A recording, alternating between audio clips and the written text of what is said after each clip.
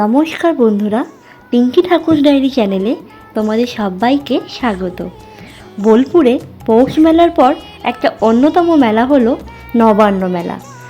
তো চলো আজ তোমাদেরকে সেই নবান্ন মেলায় ঘোরাই। মেলার প্রথম কাউন্টারটাই হলো নার্সারি। নার্সারিতে যেমন গাছপালা পাওয়া যায় তেমন এখানে সমস্ত রকম ফুল ফলের গাছ দেখতে পাচ্ছি। এবার পরপর করে ভেতরে ঢুকতেই দেখতে পাচ্ছি নানা রকম শাড়ির দোকান, ড্রেসের দোকান। আর দেখো বেতের দিয়ে খুব সুন্দর করে পুরো মেলাটাকে ডেকোরেট করা হয়েছে। আর দোকানগুলো তো খুব সুন্দরভাবে সাজিয়েছে। তো দেখতেই পাচ্ছ শাড়ির দোকান, জামা কাপড়ের দোকান পরপর সাজানো। আরও আছে মেয়েদেরও হাতে তৈরি সেই মালা গয়নার। এইখানে দেখো হাতের তৈরি খুব সুন্দর একটা শিল্প, এত সুন্দর লাগছে জিনিসটা দেখতে, তাই তোমাদের কাছে তুলে ধরলাম। আরও আছে হাতে তৈরি মালা, চুড়ি, সব গয়না গাটি। আর এইগুলো তো আমরা মেয়েরা খুবই পছন্দ করি। এইখানে দেখো কাঠের তৈরি সমস্ত রকম জিনিসপত্র, যা আমরা ঘরেও সাজাতে পারি। আরও অনেক কিছু আছে মেলাতে, এক এক করে আমরা সবটাই দেখে নেব।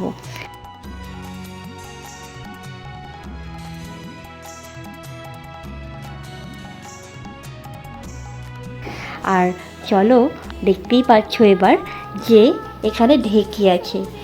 সামনে ঢেঁকিতে কুটে চালও বিক্রি করা হচ্ছে।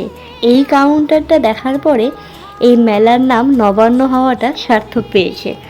তো দেখো আরও দেখি আমরা ভেতরে কাঠের তৈরি নানা রকম রান্নাঘরের জিনিসপত্র, ঘর সাজানোর জিনিসপত্র, সব প্রয়োজনীয় জিনিসপত্র বিক্রি করা হচ্ছে। আর আমরাও সেগুলো খুব আগ্রহের সঙ্গে সেগুলো কিনেও নিচ্ছি। চলো ভেতরে আরও যাই, ভেতরে আরও অনেক সুন্দর জিনিস আছে। চলে এসেছি আর একটা নতুন কাউন্টারে।